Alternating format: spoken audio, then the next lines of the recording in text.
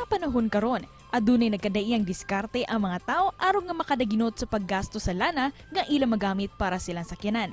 Pipila ka mga tao ang nigamit og mga used oil isip alternatibo nga lana aron nga moandar ang usa ka sakyanan.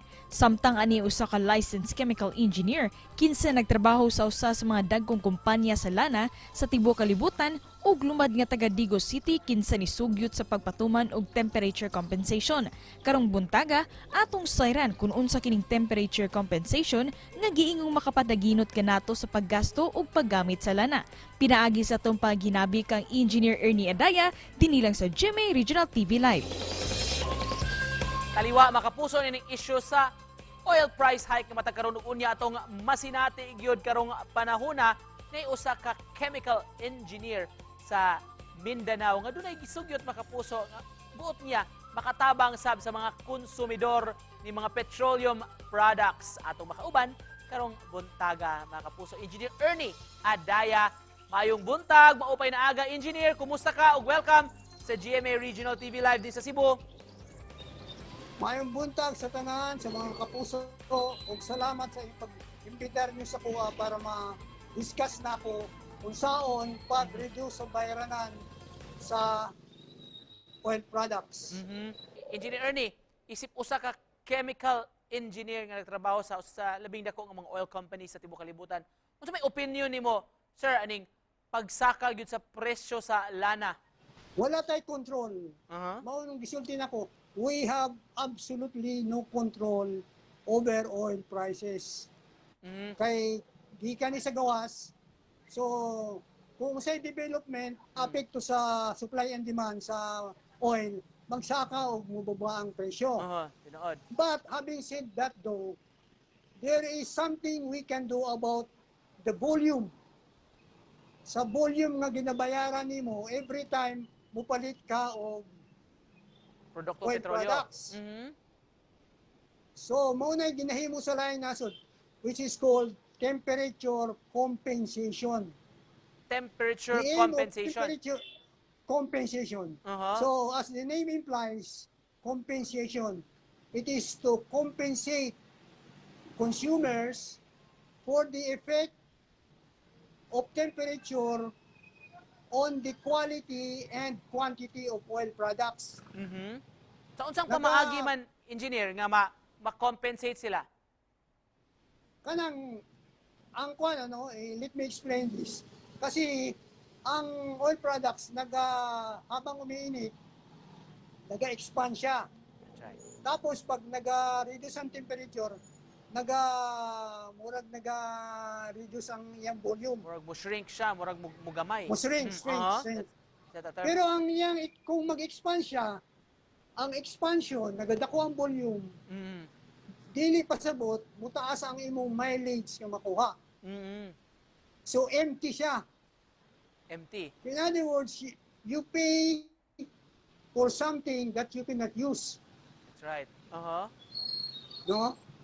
So kay ang optimum volume sa oil products is at 15 degrees centigrade.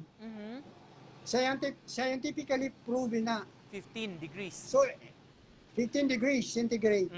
So pagtaas sa temperature, mo expand ang volume. Ang volume. Pero katong incremental volume nga gi-expand niya, wala to'y sulod, wala kay milyahing makuha.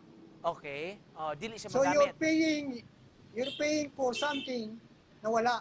Sa ingon ani nga pamaagi unsa mang how do we compensate sa mga konsumidor? So ato silang himuan og computation So kintay, pag kuani mo sa metro sa pump. gasoline station, 100 liters. That's right. Katong gadget nila mag-compute kung unsang equivalent volume niya at 15 degrees. 15 degrees, which is lesser than the actual volume. So you suggest, sir, ang kanilang 15% or 15 degrees nga computation, maura ni dapat untang bayran sa atong mga konsumidor? Bayran, tama. Maunay temperature compensation. Is this being practiced in other countries na, engineer? Practice na sa mga sa US, 17 states, sa Canada, sa Belgium, sa Australia. In fact, sa Canada, nag-volunteer ang mga oil companies to practice temperature compensation. Gina-emphasize na ko nga, wala tayong control sa presyo. Di nato kung ano ng presyo. Ang atong mahimo, ikuha ng volume, ang litro nga ba dapat nimong bayaran. Engineer, mahabol lang ka pangutana while we're discussing about kining pag-expand sa volume sa atong mga petroleum products kung init kayong panahon o pag-reduce or pag-shrink niya kung bugnaw.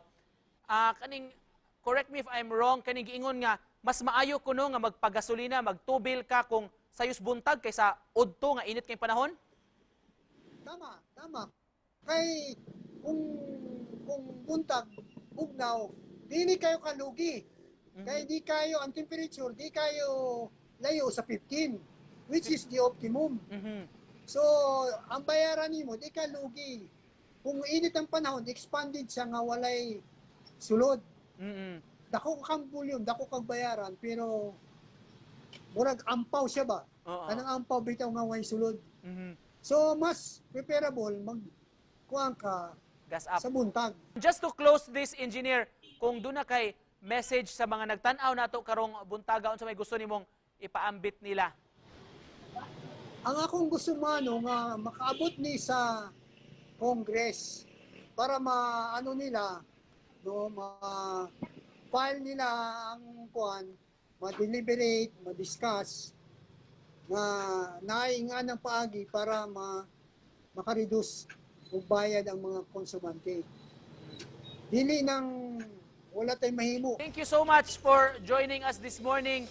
Kanmig nakatunan rong buntaga gikan kanimo. Makapuso gikan sa Digos City, Engineer Ernie Adaya. Salamat, Engineer. Salamat po sa inyo. Salamat.